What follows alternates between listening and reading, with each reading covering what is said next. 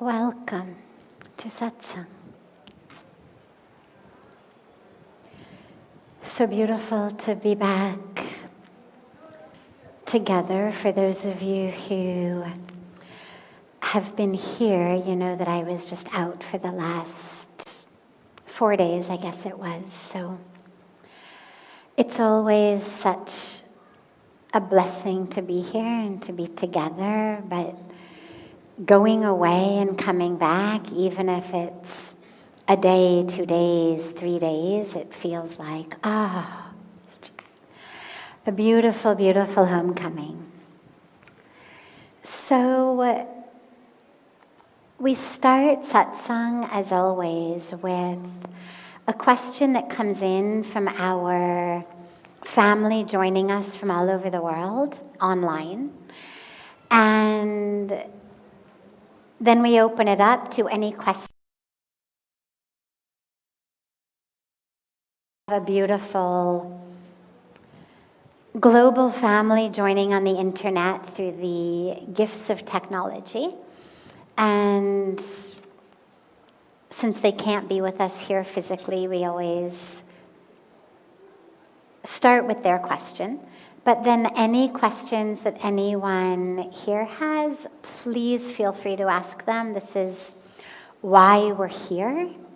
It's your time through which together we dive into truth. So there's a microphone right there. And after we start with this one, just feel free to come to the microphone, share your name, share where you're from, and share your question. So this is a question from Allison on Instagram. And the question says, I'm rereading your book as there was so much I missed the first time. I find it fairly straightforward to see that I am not the body and that I am spirit. But it's difficult to counter the scientific argument that spirit relies on the body to exist, and that therefore, when the body dies, the spirit dies too. What are your thoughts on this, please?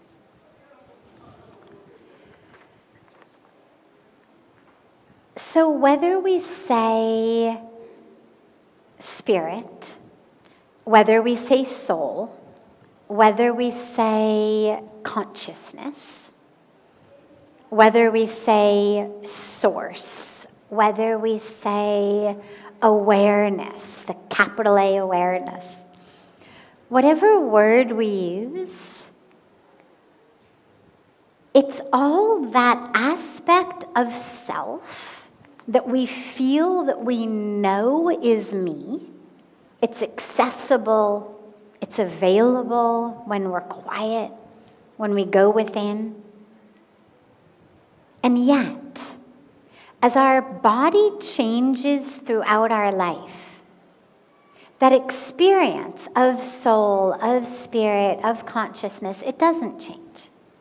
And it's a really easy personal experiment to do because you can go back throughout your life to when you were young. Think about being 3 or 4 or 5. And think about your experience of I or me or mine, like who was that? And then choose some moment in your teenage years, and then choose some moment in your 20s. And what you'll find is that for every decade of life, we can always remember, sometimes countless moments, but at least one moment easily, in which we had a very clear experience of self that wasn't body. It wasn't, oh, my hair looks good today, or oh, I lost weight or gained weight, or oh, my figure's looking good. Not that. But an experience of self. Even when we were very young, just the sense of I or me. And if you go throughout your life like this, just in your mind, what you'll realize is our body kept changing. our roles, our relationships, our kind of identity even. I'm student, I'm this one's best friend, I'm the star athlete, I'm the best student, I'm the worst student, I'm, the best, I'm the screw up, I'm, whatever the spectrum may be. We've got all kinds of different identities. Then we get jobs. Then some of us get married and have kids, and our roles and our relationships keep changing. But the sense of I doesn't. And the reason that personal experiment is so important is what it makes us remember is it is not dependent on my body, because every single cell of my body is dying and then regenerating. But my experience of soul, spirit, consciousness is not falling apart and then getting put back together. It's not like I get really badly sunburned and a whole bunch of my skin peels, so I have less of an experience of self or spirit. It's not that somebody, God forbid, gets a limb amputated and they feel less of an experience of soul or spirit. Whatever happens to the body, we gain weight, we lose weight, we get taller, we get shorter as we get older. All of this happens. But the experience of soul, of spirit, of consciousness, of self, it stays.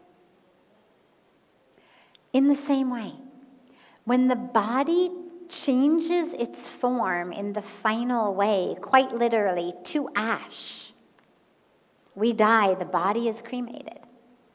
It's just another change of form.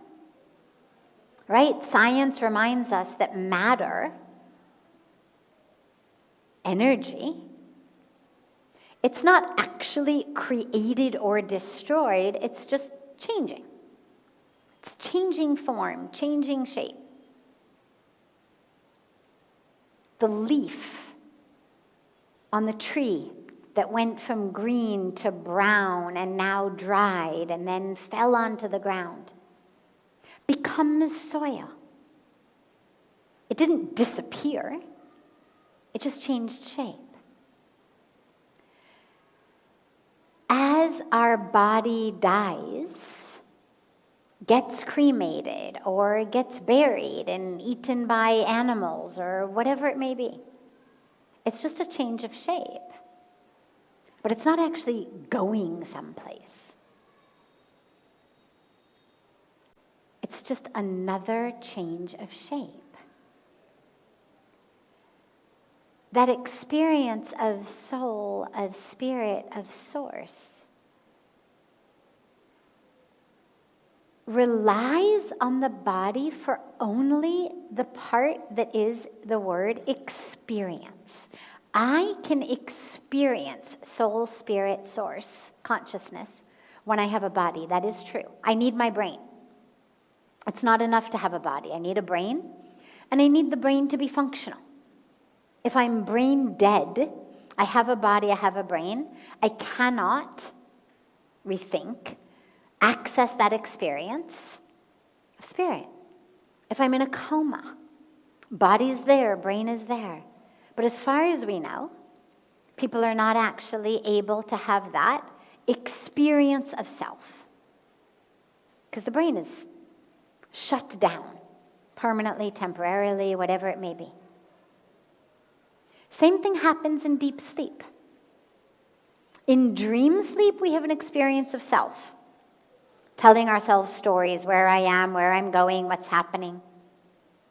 But in deep sleep, we absolutely lose access to experience of the self. But it doesn't disappear. When we wake up the next morning, it's right there. We don't have to recreate it. We don't have to reignite it even. It takes a while to get the body moving. But it doesn't take any time at all to remember self, soul, spirit, source. So I disagree with the idea that spirit requires the body. It doesn't. We require the body to know that we are spirit, to access that, to experience that, to be one with that. But it exists whether my body is there, whether my brain is there, whether it's functional, whether it's non-functional.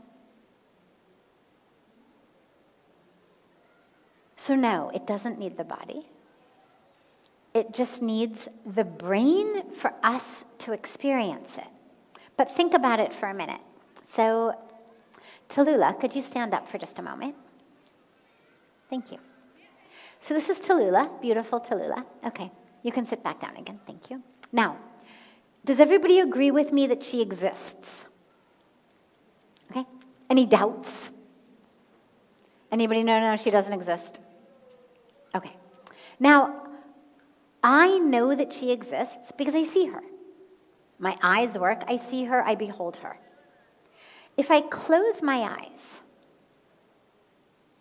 and she doesn't speak, and she doesn't have any odor or fragrance that's strong enough to reach me over here, she's too far away for me to stick out my tongue and taste her. She's too far away for me to stick out my arm and touch her. But she still exists, right? I mean, you all have your eyes open. Somebody tell me if she has ceased to exist just because I've closed my eyes. She's still there, right? Okay. Now, I was not able to interact with her because my mechanisms of knowing the world around me, which are really just my 5 senses, 4 of them were not able to access her due to the distance. 1 of them was not able to access her because my eyes were closed. But my inability to know that she exists doesn't change the fact that she exists. She's there. Same way. Spirit is there. Soul is there. Consciousness is there. But like I need my senses and I need a functional brain to register what my senses are telling me, to interact with Tallulah, in the same way, we need a functional brain, not necessarily the senses, but a functional brain to be able to interact with and experience self. By the way, not only do we need a functional brain, but we need a functional higher brain.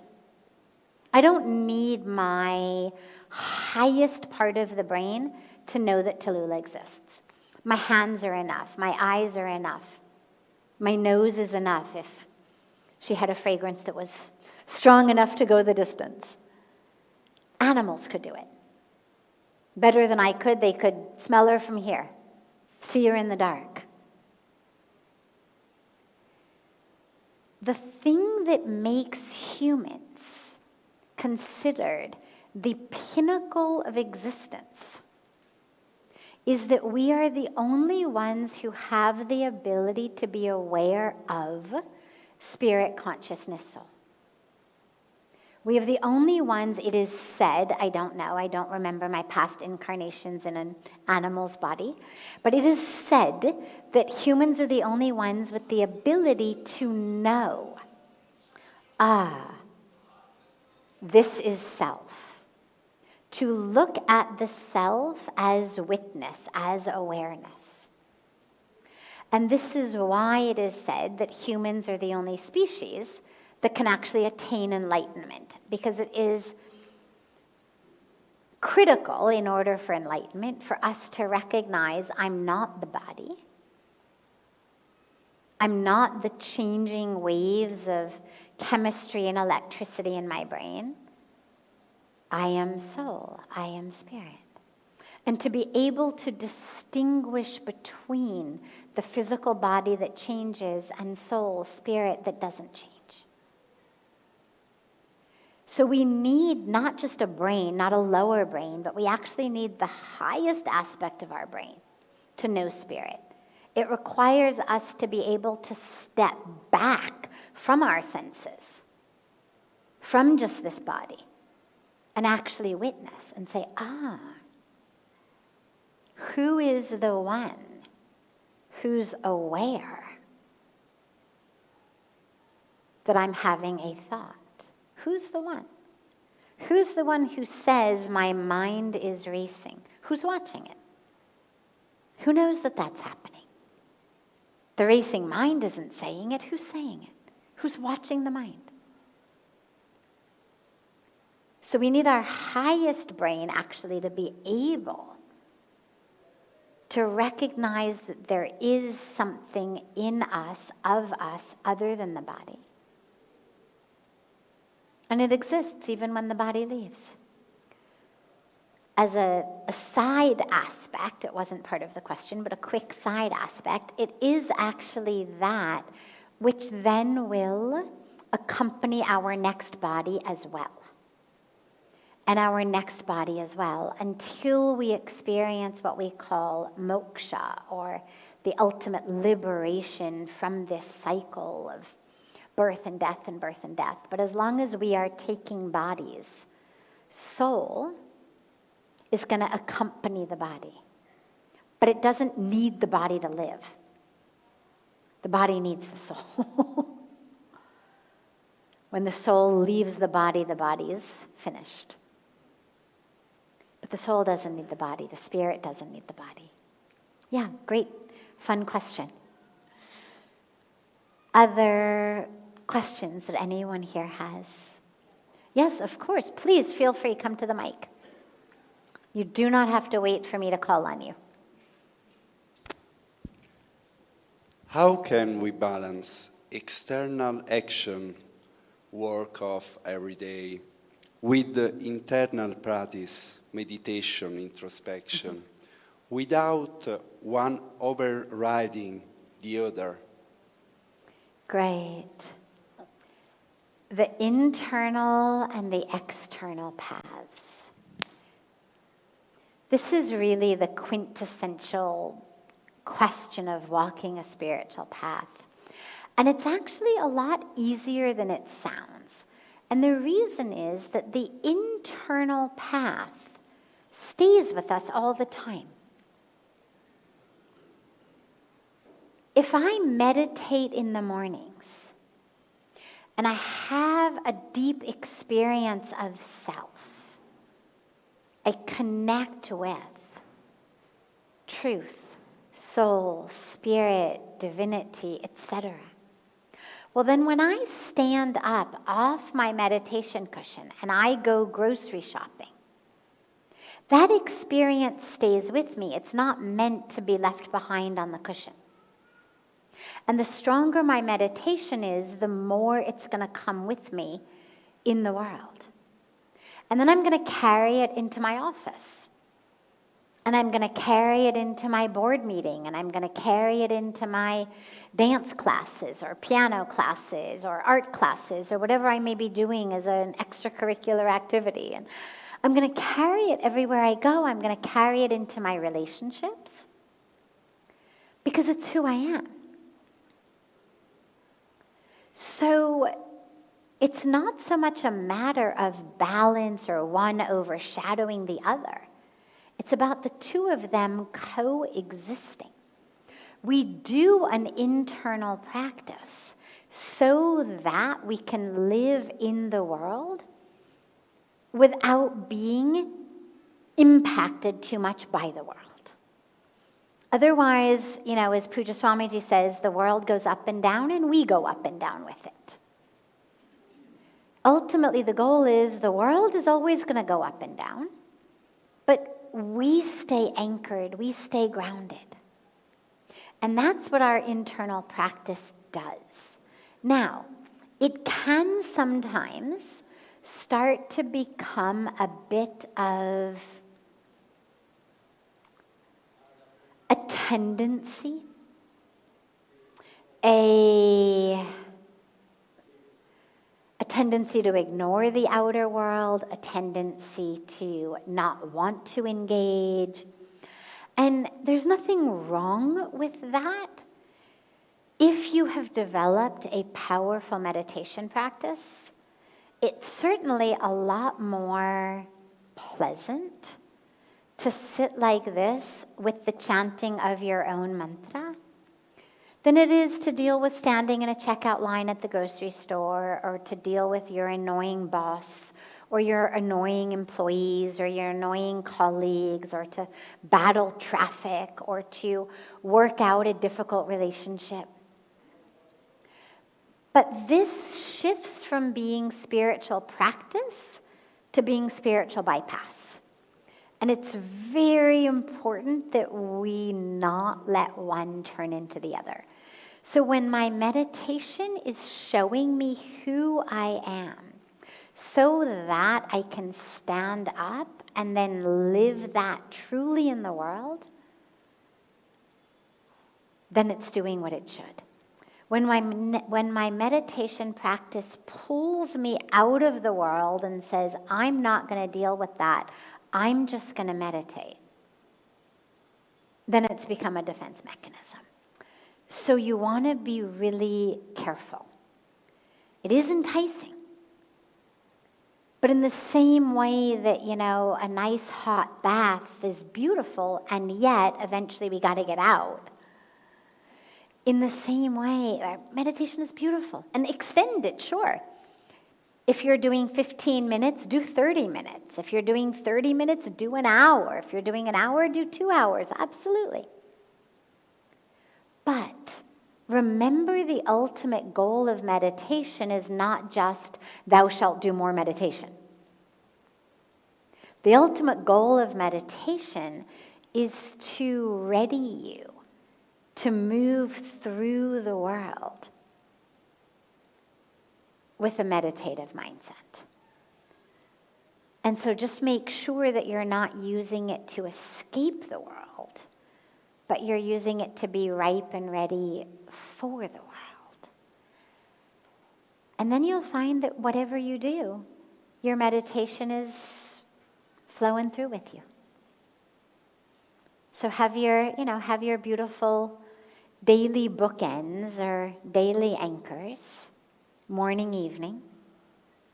If you have a daily schedule that enables you to add something in the middle of the day or at sunset, beautiful. But they don't have to be that long. Pujya Swamiji gives a beautiful metaphor. He says, when you're first building a house, you have to put a lot of time and energy, or a building or any kind of structure. You have to put a lot of time and energy into all of the electrical wires. You plan it, you draw it, then you lay it, then it's a whole big electrical engineering thing. But once you've laid all the wires, you don't have to relay them every day. You just have to turn on the switch, and you get electricity. And so when we first begin our meditation practice, it's very much like laying the wires. It takes us a long time to get there. For so many of us, the first many minutes of meditation are just like quiet the mind, bring it back, bring it back, bring it back. It takes a while to get there. You're laying the wires. But then, once you've been meditating for a while, then we find, I sit down and I can turn on. I don't have to relay the wires all the time. And that's why, we have beautiful depictions of, saints like Raman Maharishi, for example, who was one of the most, beautiful spiritual teachers, just like, so many from the past. And it wasn't that they were sitting like this all day. Just, because wherever they are, it's just in God consciousness. Those wires have been laid. Whatever they're doing, whatever they're saying, they're just, Raman Maharishi used to just, it's there. It's not like, oh, let me, fix my asana and get my mudra going and, my breath. It's just, it's there. So that's ultimately the goal. Great question. Yeah. Yes, please.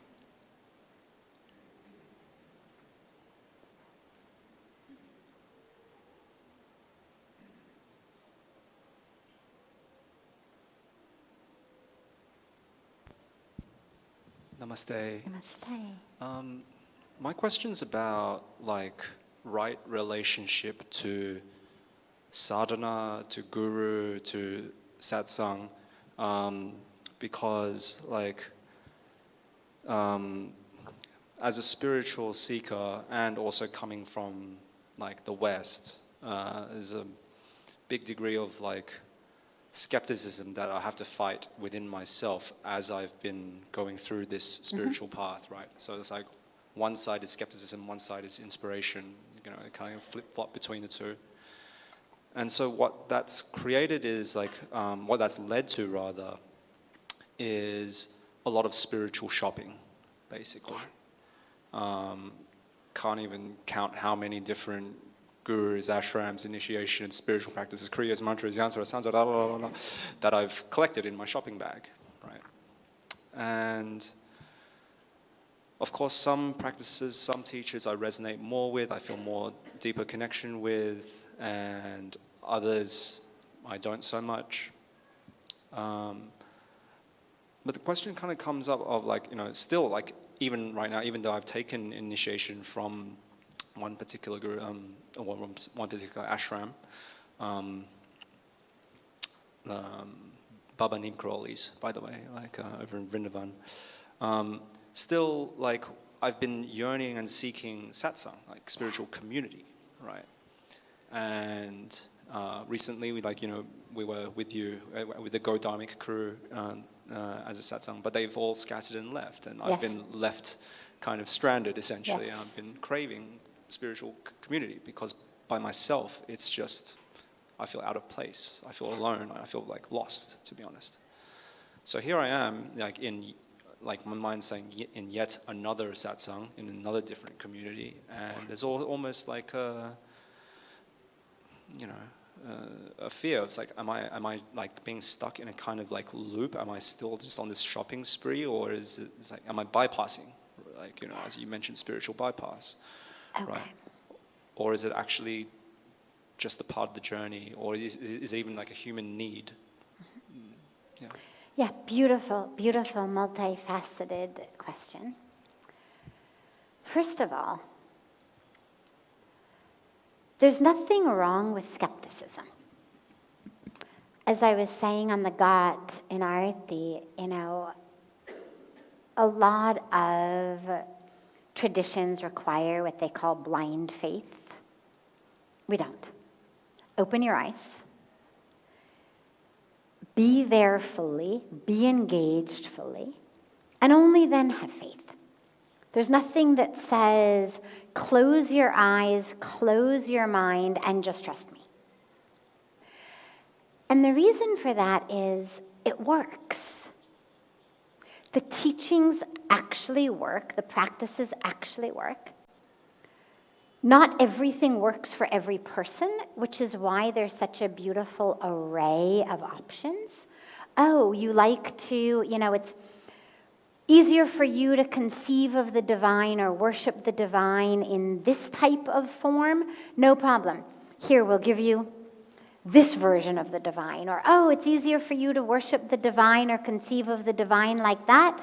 No problem. We'll give it to you like that. Here's all of the multitude of different characteristics, forms, names, stories, ways that you can worship the divine. Paramhans Ramakrishna, the beautiful, beautiful sage of last century, he said, it's like a mother who wants her kids to eat spinach. And one kid likes the spinach breaded and fried, and another kid likes the spinach raw, and a third kid likes the spinach chopped up into sag, and another kid likes the spinach in a different way. And the mother is going to cook 5 different types of spinach for her kids because they want spinach in 5 different ways.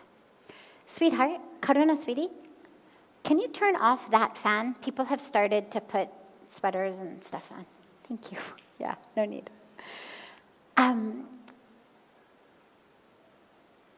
The mother who loves the children is going to give the spinach to them however they'll eat it. Her goal is only, you should have the spinach however you want it. In the same way, one of the most beautiful aspects of Vedic teachings of this Dharma is, here's one stream in. Oh, that doesn't work? No problem. Here's a different stream. Oh, that doesn't work so well for you? Here's another stream. Are you a devotee by heart, and does love come very easy to you? Great. Here's this path, we call it Bhakti Yoga. You can sing, you can pray, you can chant mantras. Are you less lovey-dovey and a little bit sort of more on a path of inquiry, thought, wisdom, knowledge? No problem. Here's a scripture or a commentary on the scripture. Read it. But don't just read it, digest it.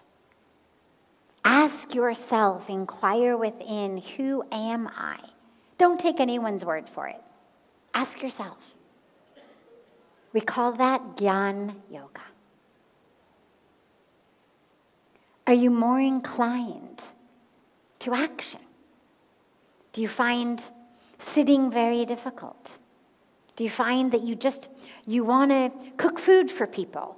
You want to walk people across the street. You want to help people out. You want to do something. Great. We call it karma yoga. As long as everything you do, you are offering to the divine. Not for what you're going to get for it. Not for the sense of I'm the one who did it. But with an awareness of just being an instrument in the hands of the divine. A channel. It's very much like the prayer of St. Francis of Assisi that I love so much that says, "O Lord, make me an instrument of thy grace, of thy mercy. Where there is darkness, let me bring light. Where there is hatred, love. Where there is injury, pardon. Let me just be your tool here on earth." So we call that karma yoga. Are you more of a seated, as we were talking, the internal path? Do you just love meditation, japa? Great, we call it Raja Yoga. Sit down, close your eyes, cross your legs. No problem. Whatever works for you. Because they're all different ways of getting in the same river. And it's a river of you. So however you can get in, that's the right path for you. The dilemma is you take one step on this path and then you come back, and then a step on that path and you come back, and a step on that path and you come back, and you're never reaching the river. So there's nothing wrong with doing lots of different things. Here at Parmarth Niketan, for example, our lives are this beautiful bouquet of bhakti yoga and karma yoga and jnana yoga and raja yoga every day. All of them. But as you're beginning, and especially as you're beginning with skepticism, it would be really useful for you to choose one way that you feel like you can actually put one foot in front of the other enough times in a row to actually see whether that path is bringing you somewhere. Give it at least enough steps to see if it works. Otherwise, when we just spiritually shop, we don't get anywhere. You know, it's like if I want to get in Ganga, I can just walk straight down and get in Ganga. Or I could head downriver. I could go in the ghats of Gita Bhavan or Van Prast or Ved Niketan, or I could head upriver and I could go in off the sandy beach. But I have to choose one. If I take one step this way, then one step that way, then one step this way, then another step this way, I'm just kind of dancing in circles. So figure out which of the techniques that you've been using feels to you like it's giving you access to your true self. Because that's what it's about.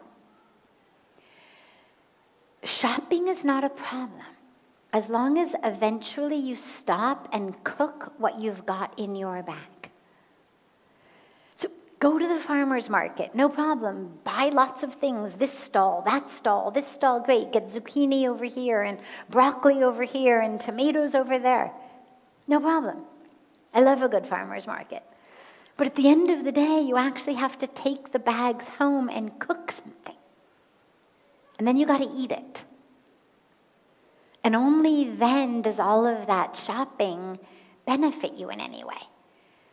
Otherwise, you're just filling bags and the things inside them are going to go rotten. And that's not the point of shopping. You shop so you can cook and then you can eat. So it sounds like you've had a lot of different really powerful experiences, or at least opportunities for powerful experiences. Check in and see what touches me. What brings me closer to what feels like self? What shows me a light in me? And then start walking on that path. And then slowly, slowly as you do, you can always bring in some from this path, some from that path, of course. It was never meant to be exclusive. But try to choose something that you can walk enough that you actually get home with your bags so you have a chance to cook and eat something. And lastly, about the spiritual community, yeah, it's hugely important. It's why we emphasize Satsang and Sangha. It's hugely important. You've got it here. That group went, but here now you have a new group. Ready-made Sangha. But it's also a beautiful teaching for life, because wherever you go, you want to make sure that you have, and a Sangha doesn't have to be 100 people. It can be one person. But with whom you can walk the path. Other devotees, other people in an ashram, other people in your yoga class, other people you do kirtan with, other people you do seva with, friends, whatever it is. But there is something really beautiful about collectiveness and being together in community. But ultimately, it's really about the internal path. And so you don't want to become dependent on who you've got around you. It shouldn't be, oh, my spiritual peace or my spiritual anchoring is dependent upon the presence of these beings with whom I chant or serve or whatever. Because I've already taken the beautiful lessons, I've had the experiences, I've gone deeper. Now I can chant on my own. Now I can serve on my own. Now I can read and study and introspect and meditate on my own. And yeah, it's beautiful in community. But you shouldn't feel like you lose that ability to access when you are alone, because ultimately, even sitting in community, where you're going is inside. And so you should make sure that you develop the ability to go inside Whether it's a mountaintop, whether it's a subway car, whether it's a satsang. But that should be with you at all times. Great. Beautiful.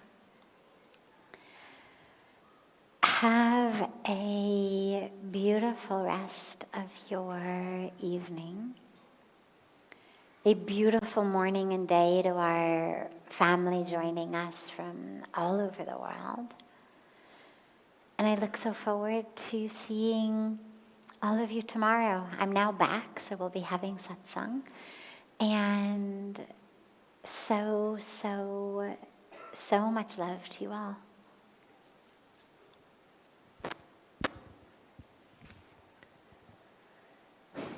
Thank you, Pujya Sadhviji, for your beautiful wisdom and